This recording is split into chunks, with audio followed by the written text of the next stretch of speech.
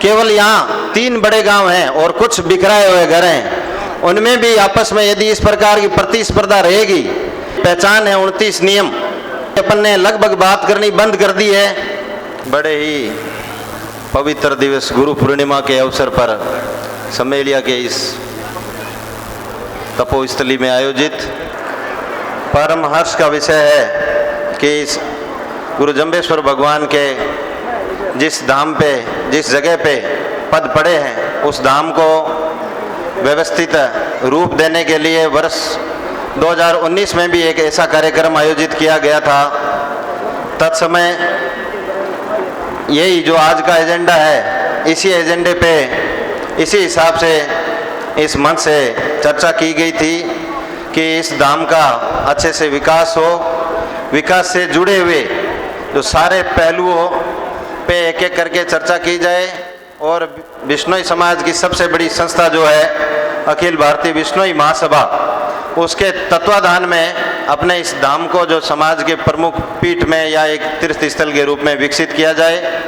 साथ ही जैसा अमरचंद जी ने अपनी उद्बोधन में कहा कि यहाँ के आपके स्थानीय जो बिश्नोई समाज है वो सामाजिक ताने बाने के हिसाब से जो चुनौती है, संगठित रहने के लिए जो आह्वान किया है, उन सब चीज़ों पे उस कार्यक्रम में भी मंथन हुआ था, संकल्प लिया गया था। लेकिन उसके बाद दुर्भाग्य से कोविड की जो बीमारी महामारी विश्व में आई, उसके बाद उस कार्यक्रम का आयोजन आज के दिन 3 वर्ष बाद हो रहा है।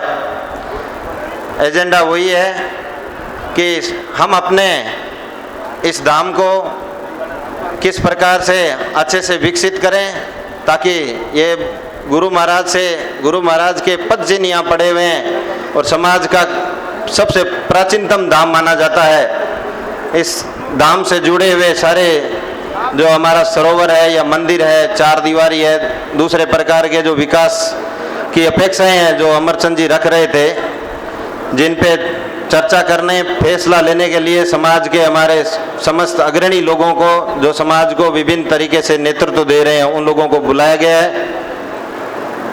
तो मैं इस संबंध में अपनी बात को ऐसे रखना चाहूँगा कि जो भी संकल्प लिया जाए, सभी प्रकार के लोगों को इसमें बढ़ चढ़ के सहयोग करना चाहिए। वर्तमान समय में लोकतांत्रिक प्रणाली में संगठन की बड़ी कीमत है, महत्व है। तो यहाँ के जो लोकल बिश्नोई समाज है उनसे ये आग्रह है कि आपके पास ऐसी धरोहर है, उस धरोहर सर्जन के लिए जो आप कार्यक्रम कर रहे हैं, इसके आगे जो भी काम चलेंगे, इसके उद्धार के, उन्नयन के, उनकी जिम्मेदारी यहाँ के स्थानीय लोगों को पूरे मन से लेनी पड़ेगी। तभी जो भी फैसला समाज द्वारा लिया जाएगा उसमें सफल हो पाएंगे। बाकी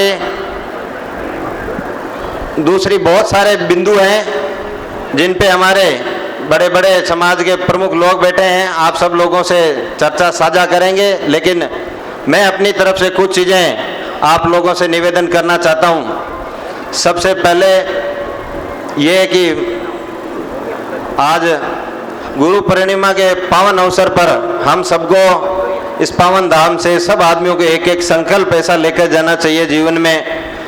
कोई ऐसी बुरी आदत, कोई ऐसी बुरी चीज़ छोड़ने का संकल्प और कोई एक अच्छी चीज़ ग्रहण करने का संकल्प। जब भी समाज का कोई आयोजन हो, उस आयोजन में अपना निजी स्वार्थ छोड़ के एक दिन, जिस दिन आयोजन हो, टाइम निकाल के आए। आप जिस भी रूप में, जो भी भूमिका में इस जिले में हैं, बहुत सारे प्रवासी लोग विभिन्न सरकारी विभागों में सेवाएं दे रहे हैं, जिन्होंने भी इस धाम के विकास के लिए या इस आयोजन में आज अपना रोल निभाया है। बाकी सबसे भी निवेदन करेंगे कि जहाँ भी बिश्नोई समाज का कोई भी कार्यक्रम हो और आप यदि आसपास हो तो वहाँ अपनी सार्थक भूमिका निभाएं।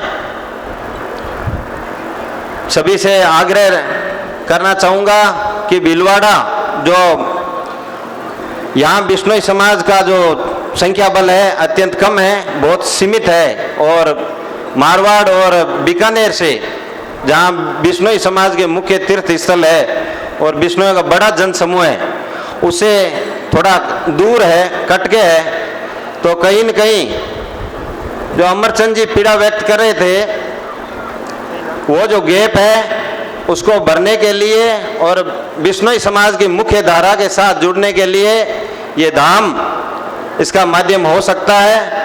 तो आप सब लोगों से, यहाँ के समस्त नागरिकों से ये निवेदन रहेगा कि आज इस धाम के उद्धार के लिए जो भी, चाहे धर्मशाला निर्माण का फैसला हो रहा है या कोई दूसरे विकास संबंधी, उन सब में आप लोग बढ़ चढ़ के भाग लें, सहयोग करें। साथ ही अपनी जो बिश्नोइयों की पहचान है 29 नियम, उनकी अपन ने लगभग बात करनी बंद कर दी है, पालन करना तो बाकी क्या कहें। तो मेरा ये आग्रह रहेगा कि हम सब व्यक्तिगत रूप से कोशिश करें। गुरुजी ने रात कितनी सुंदर जागरण हमारे सामने प्रस्तुत की थी, जिसमें बहुत सारे अच्छे भजन, साखियाँ, दृष्टांत बताए। तो ऐसे आयोजन से हम अपने व्यक्तिगत जीवन में उन्नयन के लिए भी गुरु महाराज की बताए हुए जो हमारे नियम हैं, जो मूल्य हैं, उनको अपनाने का संकल्प लें और अपने जीवन में अपनाएं। बच्चों को पढ़ाई के लिए अच्छा अवसर दें। साथ ही जो अमर जी कह रहे थे और पहले भी कई बार जिक्र हुआ है कि आपके केवल यहाँ 3 बड़े गांव हैं और कुछ बिखराए हुए घर हैं, उनमें भी आपस में यदि इस प्रकार की प्रतिस्पर्धा रहेगी तो जो संगठन का लाभ मिलना चाहिए, जहाँ आपकी एक समूह के रूप में जहाँ गिनती होगी, उस जगह फिर आप नगण्य माने जाते हैं या आपकी बात को तवज्जो उस हिसाब से नहीं दी जाती।